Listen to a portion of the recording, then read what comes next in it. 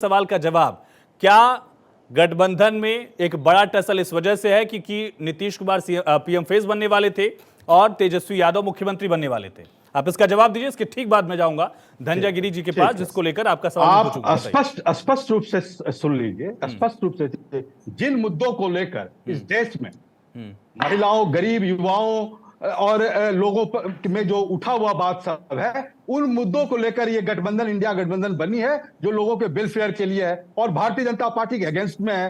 तो जिन मुद्दों को लेकर चली है, उन मुद्दों में मुद्दे प्रमुख हैं। जहां तक आप नीतीश कुमार की बात कर रहे हैं कि क्या उनके नाम आ जाने से किसी को परेशानी है, अगर उनके वो एक सीजन नेता है, लालू जी यादव सीजन नेता है, ममता जी सीजन नेता है, तो अगर किसी का भी नाम आ जाएगा तो उसमें तो कोई परेशानी नहीं। नीतीश कुमार ने की फल खाने के लिए किसी और का नाम प्रोजेक्ट कर दीजिए आप, दिक्कत तो उनको होगी। क्यों हो रहा है? मैं पूछता हूं, नहीं धनंजय जी, मैं आपसे पूछता हूं आपसे, नहीं ज्योति आप उससे पूछ नहीं सकते, दिक्कत यही है। क्या एनडीए में कन्वेनर आप एनडीए से पूछिए, क्या एनडीए में कन्वेनर बन गए? आप बीजेपी से पूछिए। क्या वहां मुझसे पूछने के लिए आपको मेरा सीनियर होना पड़ेगा, मेरे सीनियर ही मुझसे सवाल कर सकते हैं। मैं ये कह रहा हूं बीजेपी से पूछ लीजिए, लेकिन सवाल जो ये है कि अगर नीतीश कुमार ने मेहनत की, उसके बावजूद उनका नाम नहीं प्रोजेक्ट किया जा रहा, तो ये एक और बड़ा मुद्दा है। ज्योति बाबू कौन वो? ये देखिए आयुष जी, मेरी बात सुनिए, ये तो बेवजह आप बात उठा रहे हैं ना कि उनका नाम नहीं लिया गया, नहीं दिया गया। ये तो हमारे इंडिया का प्रॉब्लम है ना। आप इतनी बातें बीजेपी से, एनडीए से क्यों नहीं पूछते हैं? पूछिए, बताइए पूछिए क्यों नहीं बेटी? हमारे यहाँ तो सब ठीक है, हमारे यहाँ सब जिन नेताओं को क्लीन चिट नहीं मिली उनको आप लोगों ने शामिल कर लिया, ये एक और बड़ा मुद्दा है। ये तो और ज्यादा दिक्कत वाली बात है। नहीं, मैं बिंदुवार और नामवार बता देता हूं। उन्होंने दो नाम लिया। एक आसाम के मुख्यमंत्री हेमंत बिस्वा शर्मा का नाम लिया, जिन्होंने 2013 में जब इनकी यूपीए की सरकार थी, तभी सीबीआई की चार्जशीट में उनको एक्यूज्ड से उठा करके और इन्होंने विटनेस बना दिया। ये सीबीआई की चार्जशीट 2013 में फाइल हो गई थी, उसके बाद से वो विटनेस। ठीक है, अजीत पवार वाला मुद्दा ठीक है। दूसरा इन्होंने नाम लिया अजीत पवार का। अजीत पवार के ऊपर जो केस चल रहा है उस पर अभी जांच चल रही है। दूसरी बात, जो लोग उसी कानून के, उन्होंने वही तो कहा कि जांच चल रही है, क्लीन चिट नहीं मिली, आपने शामिल कर लिया। एक मिनट, तो वो जांच तो सोनिया गांधी पे भी चल रही है, वो जांच तो राहुल गांधी पे भी चल रही है। वो लोग भी बेल पर बाहर हैं, तो क्या वो लोग पार्टी क्यों नहीं छोड़ देते हैं? वो दोनों भी बेल पर बाहर हैं। इस देश के संविधान और इस देश के कानून के तहत दोनों जमानत पर चल रहे हैं। ठीक है, इस देश पार्टी के सरबराह की जमानत पर, तो वो क्यों नहीं छोड़ दे रहे हैं कांग्रेस को? वो कांग्रेस से पहले दोनों छोड़ दें, उसके बाद हम भी सारे लोगों को, टेंटेड लोगों को निकाल देंगे, जबकि सोनिया और राहुल दोनों ही बेल पर। ठीक है धनंजय जी, लेकिन सवाल यहाँ पर यह है कि अगर जेडीयू में इस तरह की कोई स्थिति है तो वो तो 24 घंटे 48 घंटे में स्पष्ट हो जाएगी, लेकिन अगर ऐसा नहीं है तो फिर गिरिराज सिंह के बयान का मतलब क्या है और मकसद क्या था? क्या 24 के पहले बीजेपी कंफ्यूजन वाली स्थिति लाना चाहती है ताकि जनता में जो विश्वसनीयता है नीतीश कुमार की वो और गिरे और उसका फायदा बीजेपी को 24 में हो? ये मकसद आपका? आयुष जी, अरब के एक बड़े आलिम जुनैद ने कहा है, जिन्हें खुद की खबर नहीं खुदा का पता बताते हैं। नीतीश कुमार जिनके पास दल नहीं, वो देश चलाने का ख्वाब देख रहे हैं, और ख्वाब होते तो क्या बात थी, तुम खामखा ख्वाहिश बन बैठे। और नहीं तो जो गिरिराज सिंह जी ने कहा उसका आखिर बेस क्या है, उसकी बुनियाद क्या है? और अगर 24 घंटे 48 घंटे में नहीं ऐसा होता है तो फिर किसकी बात गलत साबित होगी? देखिए आयुष जी, वो दिन हवा हुए जब पसीना गुलाब होता था। नीतीश कुमार अपने निशारे पर जदयू को चलाते थे।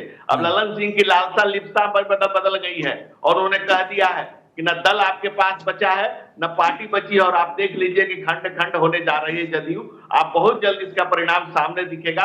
और कोई हम चर्चा थोड़ी कर रहे हैं, हमने आपसे थोड़ी कहा। उनके यहाँ छेछा लेदर अगर नहीं हुआ होता तो ये बाजार, अरे नजर का तीर जिगर में रहे तो अच्छा, और घर की बात सरकार। सबसे बड़ा फैक्टर यहाँ पर ये दिखता है कि नीतीश कुमार का जो ऑफिशियल स्टैंड वक्त वक्त पर बदलता रहा है इन द कोalition और इन द पार्टी, दोनों पार्टी में वो बड़े नेताओं को किनारे करते रहे। जॉर्ज फर्नांडिस से लेकर उपेंद्र कुशवाहा और आरसीपी सिंह तक का इतिहास हमने देखा है, और कोalition में लगातार वो बदलते ही रहे हैं। शरद यादव का नाम भी मैथिल जी ने जोड़ा, और साथ ही वक्त वक्त पर वो राजनीतिक दलों का साथ और अपना एजेंडा भी बदलते रहे हैं। इस वजह से विश्वसनीयता जो है, जो उनकी क्रेडिबिलिटी है, वो सवालों के घेरे में तो है ही।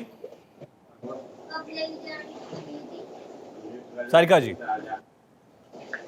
सॉरी, मैंने ये पूछा कि नीतीश कुमार की जो पॉलिटिकल हिस्ट्री रही है across the कोalition in the party, दोनों लिहाज से उनकी क्रेडिबिलिटी सवालों के घेरे में रही है। नहीं देखिए, माननीय मुख्यमंत्री जी की क्रेडिबिलिटी पे सवाल है या नहीं है वो तो बात की बात है। मतलब लेकिन एक बात आप जरूर खारिज है नहीं कि कर रही भारतीय हैं। जनता पार्टी की स्वीकार बात कर रही जब हैं, भी स्वीकार। गठबंधन में रहे स्वीकार वो कर रही अंडर हैं प्रेशर कौन? रहे। ठीक, ठीक, क्योंकि ठीक। भारतीय मैं तो जनता सब- पार्टी ने मैं तो सब- हमेशा ही प्रेशर पॉलिटिक्स की है, जो कि माननीय मुख्यमंत्री नीतीश कुमार जी को कतई ही बर्दाश्त नहीं था। क्योंकि भारतीय जनता पार्टी लोभ, लालच और झूठ की राजनीति करती है। और जो लोग सामाजिक विचारधारा से जुड़े हुए हैं वो अंततः वो तमाम दलों का आज जुटान हुआ है महागठबंधन के रूप में या इंडिया गठबंधन छलनी के रूप कहीं में। सुई और से देखिए बिहार में तेरे नहीं पूरे पेट में देश के छेद। संदर्भ में ये इंडिया गठबंधन जो भ्रष्टाचार है की नींव पे टिकी हुई 2024 में पार्टी ऐतिहासिक जिनका फैसले लेगी। परिवार जिस तरीके से सारा आज का पूरा सारा देश जो है महंगाई, भ्रष्टाचारी बेरोजगारी की आकंठ चपेट तक में है। डूबे इन हुए तमाम हैं। चीजों से एक छुटकारा तो एक मजा एक ये बात सुन आता लेते है, मैथिल जी सुन दूसरा लेते हैं। चक्कर काटते इसके बाद हैं, इसके बाद ED और काउंटर कर लीजिए। CBI इसके बाद ये काउंटर कर बैठकर लीजिए। ध्यान दे रहे हैं। मैथिल साहब इसके इंडिया बाद काउंटर गठबंधन कर का लीजिए। निर्माण हुआ है क्योंकि झूठ और फरेब की राजनीति से पूरी देश जो है वो तंग आ चुकी है। नहीं, मेरा सवाल ये नहीं था। मेरा सवाल सारिका जी ये था कि नीतीश कुमार ने जॉर्ज फर्नांडिस, आप सोच रहे हैं कि किस कद के नेता थे? जॉर्ज की स्पीच अभी भी लोग सुनते हैं, क्या बोला करते थे वो? जॉर्ज फर्नांडिस, शरद यादव, आरसीपी सिंह, उपेंद्र कुशवाहा, एक लंबी फहरिस्त है जब उन्होंने अपनी पार्टी के बड़े नेताओं को किनारे कर दिया है। और एक और लंबी फहरिस्त है जहां पर वो अपने कोलिशन पार्टनर्स को बदलते रहे हैं। मैं सवाल इसी वजह से कर रहा हूं कि ये जो पॉलिटिकल हिस्ट्री उनकी है उसके बाद क्रेडिबिलिटी है कितनी? देखिए पॉलिटिकल हिस्ट्री जो भी हो अंशुल जी, लेकिन ये बात हम कह सकते हैं कि 2024 का चुनाव और तब तक हमारी गठबंधन इंटैक्ट है। हमारी जितनी भी दलें हैं वो सारी की सारी मजबूती से अंडर वन रूफ खड़े हैं हम लोग। और मैथिल हम साहब ये सबका कहीं प्रेशर एजेंडा पॉलिटिक्स तो और नहीं है उद्देश्य वही इंडिया है। गठबंधन में नीतीश भारतीय कुमार को जनता किनारे पार्टी कर जिस देने फिराक में की, है, ये दिखाने की, वो देखिए उस भैया बिल्ली जहां के से समान ये हाथ गठबंधन लगा की के बुनियाद बैठी हुई शुरू है हुई कि रोटी इंडिया अलायंस छूटे की, और हम वही ये उसे गठबंधन लपक फेल हो लें। गया। लेकिन ऐसा कुछ होने जाने वाला आयोग नहीं जी है। आपसे इसकी सवाल जो करें, अब ख्वाहिश 2-3 है सवाल हम आपसे बहुत करें। अच्छी बात आयुष आपने ज्योति बाबू लौटता हूं, सुनिए एक कांग्रेस बात। के प्रवक्ता से पूछी थी कि भैया उन्होंने ही इस गठबंधन को बनाया, सभी के हाथ पैर जोड़े, भैया एक लाइन पे आ जाओ। और जब वो इकट्ठा किया तो कांग्रेस, जिसको कोई पूछ नहीं रहा था, वो कांग्रेस आगे खड़ी हो गई, हम तय करेंगे। नाम भी गठबंधन का इंडी जो तय किया था वो राहुल गांधी ने तय किया था, जिसका विरोध जो है वो जेडीयू के मुख्यमंत्री जी ने विरोध किया था, उसका वो नाराज होकर पहुंच गए थे। तो वहां पर उनको तवज्जो नहीं, सारिका जी बारी बारी से बोलिए, ठीक है। सारिका जी, सारिका जी, काहे कूद रहे हैं? सारिका जी, सारिका जी। ना तो आप पे नाम ठीक है, ठीक है, है, ठीक है। ना आप पे नहीं, नहीं, जानकारी है। वापस ठीक है। कमाल हो जो गया। मेरा सवाल था, क्या इंडिया अलायंस को डिस्टर्ब करने की कोशिश तो नहीं है? अरे विरासत ये खुद डिस्टर्ब्ड है, कहीं का ईंट है, कहीं का रोड़ा है, और भानुमति ने कुंभा जोड़ा है।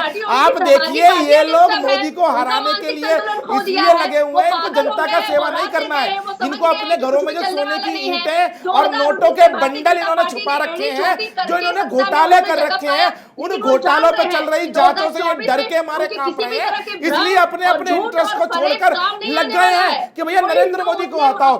राज्यों में ये अगेंस्ट में लड़ते हैं। आप अभी देखिए 4-5 राज्यों के चुनाव हुए थे, कांग्रेस ने समाजवादी पार्टी के खिलाफ चुनाव लड़ा, समाजवादी पार्टी कांग्रेस को चोर झुट्टा बोल रही थी। तो ये इनकी उन 5 राज्यों में एक मिजोरम याद आया आपको? मिजोरम की अगर आप बात करेंगे तो वहां भारतीय जनता पार्टी कभी थी नहीं। प्रधानमंत्री जी से अब भारतीय जनता पार्टी MNF हो रही है। आप तेलंगाना की बात करें तो वहां पर पिछली बार एक मैथिल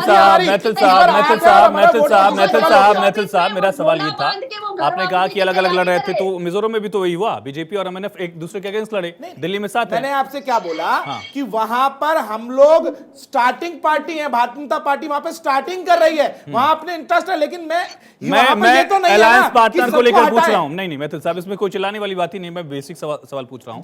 आपने कहा कि बाकी पार्टियां इंडिया अलायंस की जो थी दूसरे के खिलाफ लड़ी, बिल्कुल फैक्ट है। मिजोरम में एमएनएफ और बीजेपी अलग अलग लड़ी या नहीं लड़ी? ये तो आप राष्ट्रीय प्रवक्ता जो है भारतीय जनता पार्टी के, आप उनसे पूछिए, क्योंकि आप ये फैक्ट पुट कर रहे थे और आप बीजेपी मैं आपको सुन लीजिए, लेकिन मैं उसका बताया था, पूरा जवाब आपको देता हूं, सुन लीजिए।